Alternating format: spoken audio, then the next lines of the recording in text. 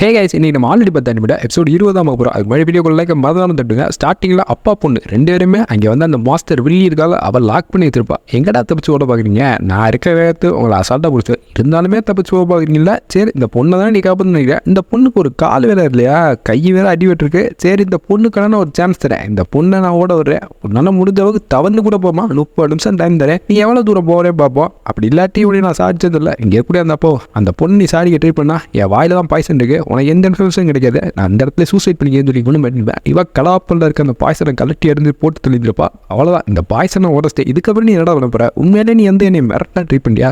இப்போ அந்த பொண்ணை நான் சாடிக்க போகிறேன். நீ இன்ஃபர்மேஷன் சொல்லாம மட்டும்தான் அந்த பொண்ணு அநியாயமாக சுற்றுவா.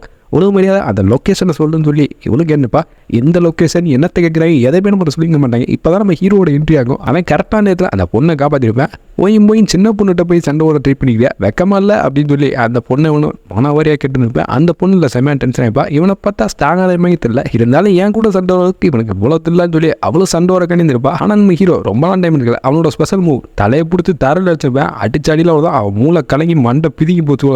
அவளை அந்த ஸ்பாட்லேயே செத்துப்பா. என்னடா ஒசுக்குன்னு செத்துட்டா. நம்ம கொஞ்சம் டைம் இருக்குன்னு நினச்சா பார்த்தா 10 செகண்ட்ல எல்லா வேலையும் முடிச்சேன்னு சொல்லி நம்ம ஹீரோ வந்த வேகத்தில் இந்த பொண்ணை போட்டு தெளிஞ்சிருப்பேன். இங்கே இருக்க 2 பேருமே சாக்க இருப்பாங்க. அங்கே இருக்க அந்த அப்போ தம்பி உனக்கு எல்லா லொக்கேஷனுமே சொல்லியிருந்தது இல்லை, அதெல்லாம் தேவையில்ல. அப்போ உனக்கு அதை பற்றி தெரியுமா இல்லை? ஆமாம், அந்த கோல்டு மைனை பற்றி தான் பேசுகிற, அதை பற்றி எல்லாம் எனக்கு தெரியும். நீ இங்கே எதுவும் தப்பிச்சு போடான்னு சொல்லி நம்ம ஹீரோ அவனை அனுப்பி வச்சு ட்ரை பண்ணியிருப்பேன். ஆனால் அவன் நம்ம ஹீரோ நல்லவன் நினச்சிருப்பேன். இவனுக்கு வேறு ஆல்ரெடி அடிபட்டிருக்கோம். அதனால் பொண்ணுட்டேன், நீ எப்படியாச்சும் கொஞ்சம் தப்பிச்சு போயிருமா, அந்த அண்ணன் கூட போனேன்னா நீ சேஃபாக இருப்பேன் சொல்ல.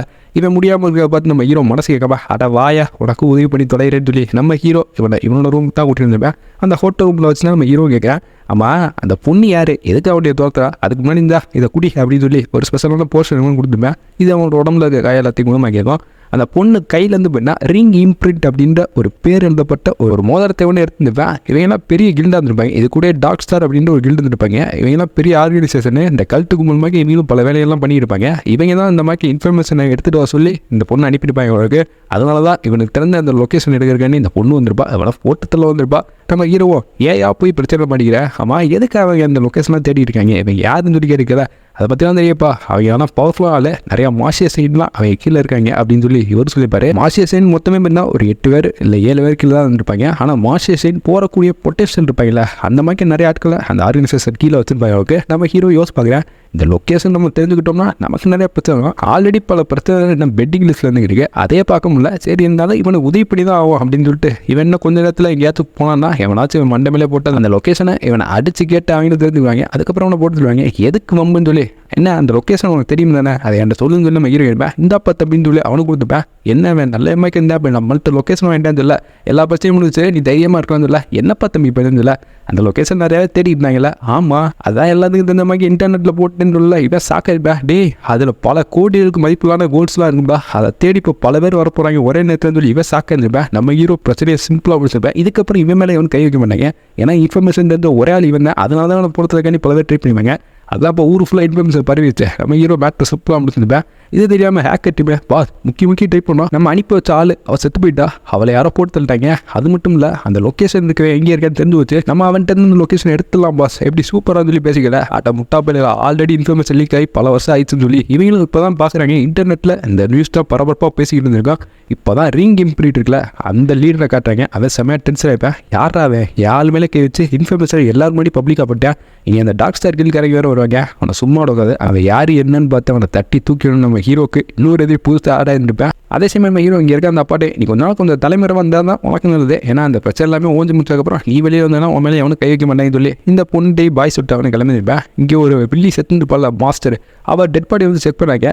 எந்த தடையுமே இருக்காது, சின்ன ஸ்கிராட்ச் கூட இருக்காது, மண்டை தான் பிரிக்கி போயிருந்துருக்கோம். யாருப்பா அதை இவ்வளோ கொடூரமாக அந்த பொண்ணை சாடிட்டு இருந்தேன், இந்த பொண்ணால் எந்திரிக்க கூட முடிஞ்சிருக்காது. அந்த அளவுக்கு நம்ம ஹீரோ ஒரேட்டில் அந்த பொண்ணை நாக் அவுட் பண்ணிப்பேன். இவள் அதர் வேர்ல்டில் வந்தால் இவளே பார்த்தீங்கன்னா சாடிச்சிட்டாங்கன்னு சொல்லியிருப்பாங்க. என்னடா அதர் வேர்ல்டு தொழில் நமக்கு சாக்காது இருக்கும், அதை பற்றி நமக்கு பின்னாடி தான் சொல்லுவாங்க. இப்போ இந்த மிஸ்ஸிலாம் நம்ம பார்க்க முடியாது, அந்த மிஸ்ஸில் இப்போ ரொம்ப கிரிட்டிக்கல் ஸ்டேஜுக்கு போயிடுச்சு. அதனால் இவெல்லாம் வந்து பார்த்துக்கிட்டு இருக்க வேணாம், நம்ம கிளம்பிடுவோம் சொல்லி அவங்கெல்லாம் பயந்து கிளம்பிருப்பாங்க. நம்ம ஹீரோ ஃபியூச்சரில் போய் செக் பண்ணேன். இந்த மாதிரி ரிங் இம்ப்ரிட்டு டாக் ஸ்டார் மைக் கில்லாம் சொல்ல அது என்ன இவனு வந்து பார்க்கல தான். அவங்கெல்லாம் பெரிய கல்ட்டுக்கு முன்னாடி வந்திருப்பாங்க. அது கூட பிளாக் டீம் அண்ட் சொசைட்டின்னு வேறு வந்திருப்பாங்க.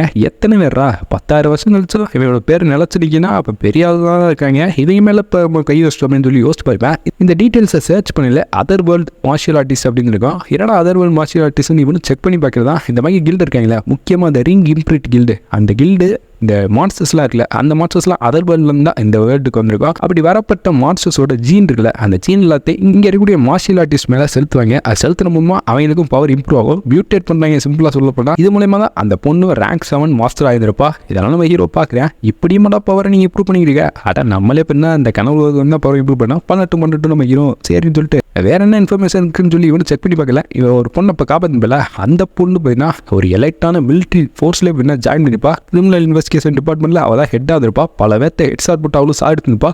என்னப்பா சின்ன பொண்ணா டம்பி பீஸாக இருந்தால் அவளா அப்படி இருக்கா, நம்ம இந்த பொண்ணையே காப்பாற்றணும்னு சொல்லி நம்ம ஹீரோ சந்தோஷப்படுப்பேன். நம்ம ஹீரோ கீழே வந்து அசிஸ்டண்டாக சேர்ந்துருப்பா. நம்ம ஹீரோ மேலேயும் இவளுக்கு ஒரு லவ்ஸ் வந்துருக்கா. என்னடா அது போக நம்ம லிஸ்ட்டு ரொம்ப பெருசாக போயிட்டு இருக்கேன்னு சொல்லி நம்ம ஹீரோ சரி அடுத்த என்னன்னு சொல்லி பார்த்துப்பேன். பார்த்த வரைக்கும் போதான் நமக்கு இன்னும் பெண்டிங் லிஸ்ட் இருக்கு, அதை போய் இப்படி போக சொல்லி ஃபஸ்ட்டு வேலையாக அப்படின்னா அந்த 2 பொண்ணுங்களை ஒருத்தர் சாச்சான்னு சொல்லி எஸ்எஸ் லேண்ட் மிஷின் வந்து கொடுத்துருப்பாங்களா. அதுக்காண்டி தான் அவர் இருக்க வீட்டுக்கு வந்திருப்பேன். அவர் இருக்க வீட்டுக்கு வந்தால் அங்கே ஒரு கிளவி தான், யார்ப்பா நீ இங்கெல்லாம் யாரும் இல்லைன்னு சொல்லியிருக்கான். நான் இன்னும் கேட்கவே இல்லையா, அதுக்குள்ளே என்னை அடிச்சு பத்திர மாதிரி நீ இப்படி மூஞ்சில் எடுத்த மாதிரி சொல்லிட்டு இருக்கேன்னு சொல்லி நம்ம ஹீரோ கதவை தள்ளிட்டு வந்தா அந்த கிளவி ஐயோ கொள்றானேன்னு சொல்லி கத்திட்டு இருக்கா. ஏமா நான் என்ன பண்ணேன்னு சொல்லி இப்படி கத்திக்கிட்டு இருக்கேன்னு சொல்லி நம்ம ஹீரோ அந்த பெருசு எங்கே இருப்பேன். அந்த பெருசுலாம் எனக்கு தெரியாது இருக்கான். நான் அட்ரஸ் கரெக்டாக தான் வந்தேன், ஒழுங்கு முறையாக அந்த பெருசு எங்கேன்னு சொல்ல இவன் மிரட்டி கேட்டுப்பேன். அந்த கிளவி பயந்து போய் தம்பி அவர் கீழே இருக்காருப்பா, அவன் கொஞ்சம் பைத்தியக்கார பயத்துல நீயே பைத்தியக்காரி மாதிரி தான் இருக்கா, சரி கீழே போகிறது நம்ம ஹீரோ கீழே வந்து பார்க்கல அந்த பெருசு குப்பை அழிக்கிட்டு இருப்பேன். இவன் தான் அவனா பார்த்து அப்படி தெரியல, சரி வட்ட போய் பேச்சு கொடுப்போம்னு சொல்லி நம்ம ஹீரோ பேச இருக்கான்னு வந்துருப்பேன். உன்னோட பொண்ணு எனக்கு நல்லாவே தந்துக்குன்னு சொல்லிப்பேன். இந்த ஆளோட 2 பொண்ணுமே பெண்ணா இவ ஒரு மிஷினை முடிக்கணும்னு இருப்பேன், அதான் போட்டு இருப்பேன். அதனால இவரும் பெண்ணா ரொம்ப பைத்தியக்காரத்தனமாக ஆயிருப்பார். 2 பொண்ணுங்களையும் இறந்ததுக்கப்புறம் அது கூட பின்ன அவரோட ஒய்ஃப் அதுக்கப்புறம் சூசைட் பண்ணி இறந்துப்பாங்க. ரொம்ப வருத்தத்தில் வாழ்ந்துக்கிட்டு இருப்பாரு. இப்போ நம்ம ஹீரோ பொண்ணை தெரியும்னு சொல்லிட்டு இருப்பால, இவரும் என் பொண்ணு உனக்கு அப்புறம் தெரியக்கு வாய்ப்பு இருக்குது, நீ அவரோட கிளாஸ்மேட்டாக கண்டிப்பாக இருக்க வாய்ப்பே கிடையாது, என் பொண்ணோட கிளாஸ்மேட் எல்லாத்தையும் நான் நேருக்கு நேராக பார்த்துருக்கேன், நீ யாரா போய் சொல்லிக்கிட்டு இருக்கான்னு சொல்லி அவர் சட்டையை கொடுத்துருப்பாரு. நம்ம ஹீரோ நான் போய் தான் சொன்னேன், ஆனால் உங்களுக்கு உதவுக்காண்டி தான் இருக்கேன்னு சொல்ல. அப்போ நீ மார்ஷியல் ஆர்டிஸ்டா, எனக்கு உதவுக்காண்டி இருக்கா, கடவுள் இருக்காது என்னை காப்பாற்றுறக்காண்டி அவர் வந்திருக்காது சொல்லி இவரோட பொண்ணை கொண்டவங்களை பழிவாங்க இருக்காண்டி தான் அவர் இன்னுமே உயிரோடு வந்துட்டு இருப்பாரு. தம்பி நான் எவ்வளோ காசுன்னு தெரிஞ்சு சொல்லி இருக்கிற குப்பையில் அள்ளி பறிக்க அவரும் கொடுப்பாரு. யோ இது என்ன காசா, உண்மையில மண்டை கொலை போத்தாம் போல இருக்குன்னு சொல்லிட்டு நம்ம ஹீரோ சிரிச்ச மணிக்கு பார்த்துருப்பேன். நீ என்னை நக்கல் பண்ணுறதுக்காண்டி தான் இந்த இதுக்கு வந்தியான்னு சொல்லி அவர் கத்தாந்துருக்காரு. அட இரியா சொல்கிறதுக்கு இல்லையா, நீ என்ன ஒரு 2 பொண்ணையும் பறி கொடுத்த, அதுக்கு அவனை பழி வாங்கணும்னு நினைக்கிறேன், அவனை நான் பழி வாங்குறேன், அவனை கண் முன்னாடி நானும் சாடிக்கிறது இல்லை. நம்ம ஹீரோ இருப்பேன், இவர் கண் கலங்கி இருப்பார், பண்ணா செட்டான்னு சொல்லி. அதே சமயம் இங்கே ஒரு லோக்கல் கை இருப்பேன். அந்த லோக்கல் கையை இது வரைக்கும் நிறைய பேர் வந்து அவர்கிட்ட இருக்க பொருளாக அடிச்சு பிடிக்கிருப்பாங்க. எது அந்த குப்பையான மாதிரி நம்ம ஹீரோ யோசிச்சுப்பேன். இல்லைப்பா தம்பி அந்த குப்பையெல்லாம் கொடுத்தோம்னா நிறைய காசு கிடைக்கும், அந்த காசை அவர் வச்சுருப்பாரு, அதை அவங்க ஆட்டையே கொடுப்பாங்க. ஆனால் இதுதான் ஃபஸ்ட் டைம் நீ எந்த எதிர்பார்ப்புமே இல்லாமல் அவருக்கு உதவி பண்ணுறது. என்னப்பா பண்ண போகிறா, ஏன்னா பெரிய ஆளுகள் இல்லை, அவன் மொத்தத்தையும் கொடுத்த போகிறேன், அந்த ஜூடோ ஸ்கூலுக்கே போய் ஒரு சம்பவம் பண்ண போகிறேன்னு சொல்லி நம்ம ஹீரோ கிளம்பிப்பேன். இப்போ அந்த ஒய்ஸ் பிரின்ஸ் ஒரு பக்கத்தில் ஒரு ஹூடி போட்டு இருப்பேன். எனக்கு தெரிஞ்ச ஹீரோ 2வது மிஷன்லாம் பண்ண மாட்டேன், அவன் பயந்தாங்குழியாக இருக்கேன். அவன் 2வது மிஷனை பண்ணாமல் தான் உண்மையிலே ஃபவுண்டர் கீழே அவன் வந்து அசிஸ்ட் ஆக முடியும். இதுதான் அவனுக்கு வச்ச உண்மையான டெஸ்ட்டு. அவன் அதை பண்ணாமட்டானா அவன் ஃபவுண்டர் கீழே அசிஸ்டன்ட் ஆக முடியாதுன்னு சொல்லி இந்த ஹூடின்றவன் ரொம்ப ஆட்டம் போட்டு திமிருத்தனமாக பேசிக்கிட்டேன். ஹீரோ அவனுக்கு பிடிச்சிருக்க அளவுக்கு ஏன்டா அப்படி பேசிக்கிட்டு இருக்க இந்த மாதிரி வாய்ஸ் மிஷன் பார்த்துட்டு இருப்பேன். கண்டிப்பாக ஹீரோ அந்த 2nd மிஷன் தான் எடுப்பேன், எனக்கு நம்பிக்கை இருக்குன்னு இல்லை. அவன் 1st மிஷன் தான் எடுப்பேன்னு சொல்லி இவங்க 2 மாற்றி அடிச்சுருப்பாங்க. ஏதோ ஒரு மிஷன் எடுத்து அவனு ஃபவுண்டர் கீழே அசிஸ்டன்ட் ஆக நம்ம பார்த்துக்கிட்டா இவங்க 2 மாற்றி அடிச்சுருப்பாங்க. அதே சமயம் இந்த 7th சைட் யூனிவர்சிட்டியில் அதில் நம்ம சென்னு ஸ்டீலில் ஒன்று பார்க்குறேன். அங்கே ஒரு மலமாடு தான் இருந்திருப்பேன். அந்த மலமாடு கூட இவனும் பல வாட்டி சண்டை விட்டுருப்பேன். இந்த வாட்டி நேஷனல் மார்ஷியல் ஆர்ட்ஸ் காம்படிஷன் வைக்க போகிறாங்க. அது இன்னும் கொஞ்ச நாள் நடக்க போகுது. அதில் நம்ம ஹீரோ வருவாடுன்னு சொல்லி இவனும் ஆர்வத்தோடு பார்த்துப்பேன். ஆனால் பக்கத்தில் இருக்க போனால் கண்டிப்பாக வர வாய்ப்பு இல்லை. அவன் 2nd மிஷனுக்கு தான் போகிறான்னு சொல்லி ஊர் ஃபுல்லாக பேசிக்கிட்டு இருக்காங்க. அவன் அந்த மிஷனுக்கு போனால் தான் இந்த ஃபவுண்டர் கீழே அவனால் அசிஸ்டண்டாக இருக்க முடியும். அதனால் இங்கே வரமாட்டேன்னு சொல்லி இந்த பொண்ணு வேறு சொல்லிப்பா. என்ன எப்படி சொல்லிட்டா, ஒவ்வொரு வாட்டியும் என்ன இந்த இடத்துல இருக்கக்கூடிய அந்த ஜூடோ ஸ்கூலுக்காரங்க 2 ட்வின்ஸ் இருப்பாங்க. அவங்க ஸ்கூலில் இருக்க அம்பட்டத்தை போட்டு அடித்து நாக் அவுட் பண்ணி ரொம்ப அசிங்கப்படுத்திருப்பாங்க.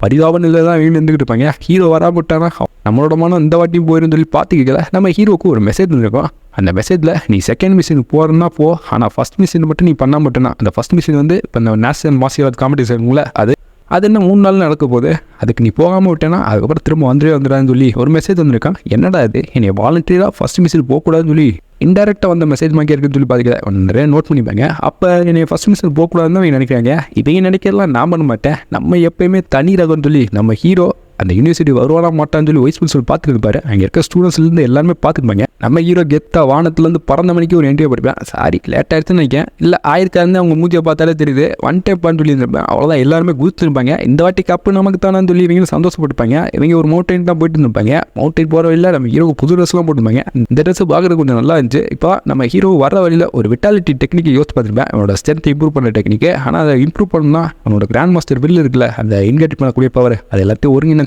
ஆல்ரெடி வச்சுருப்பேன்.